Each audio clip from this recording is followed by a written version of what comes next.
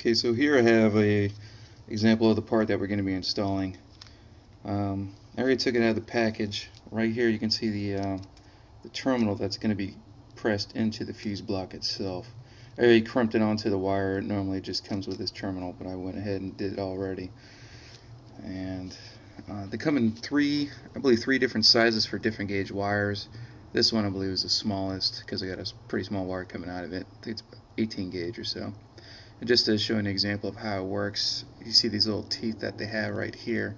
And all that does is slide right over top of the blade of the fuse itself. So that's an example of how it's going to... Alright, so we're at the car now. We're on the driver's side of the dash, and we're going to take off this closeout panel that covers up our fuses. Normally go ahead, pry this out, but it's not very tight since I already took off the knee bolster that's under the steering column here. So right here we can see that we have three fuse panels.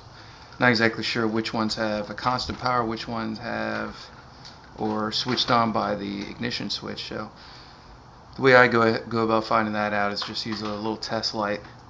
Now I'm going to connect this side to ground and start probing fuses, see if we get power with the car off right now. Okay, I'm not getting any power. Okay, I got power here.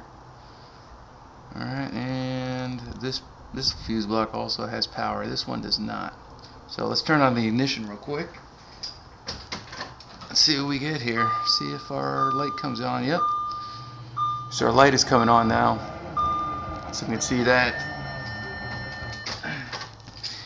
For this demonstration, we'll go ahead and just connect it in a constant 10 volt supply, or sorry, 12 volt supply. That way, I think it'd be a little bit easier for me to take this out and show everything right now.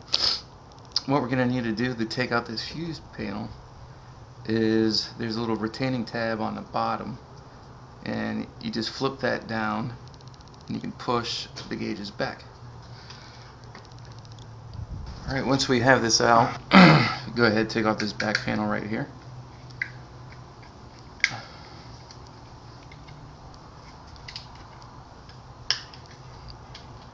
Just pry up on these little side tabs and we can expose the back side of the fuse panel.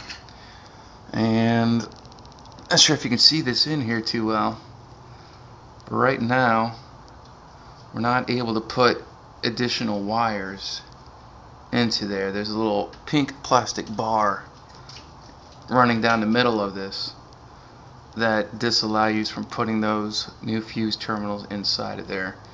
Now on the back side of the fuse panel thing, there is a little clip that you press in and out.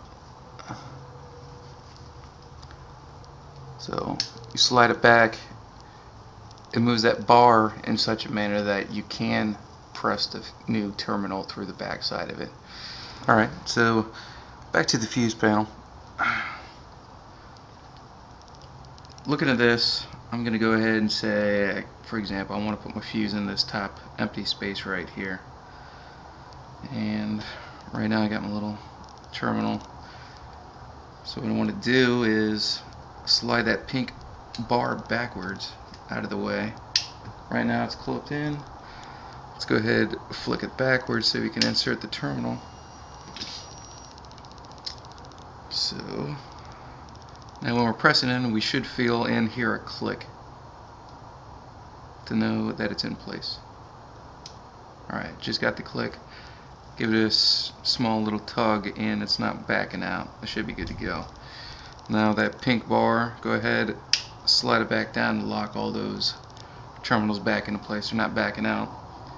So at this point, we now have two terminals in here to receive a fuse, so we can go ahead and add our fuse. Alright, fuse is added. Keep in mind this is the constant 12 volt one. So theoretically, we should have power already. Let's go ahead and check it out, see what we got.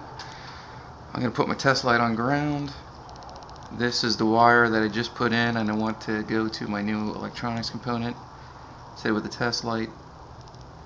Alright, we're good to go. We got our 12 volt. Go ahead, connect it up to whatever electronics we're going to use, and should be fine.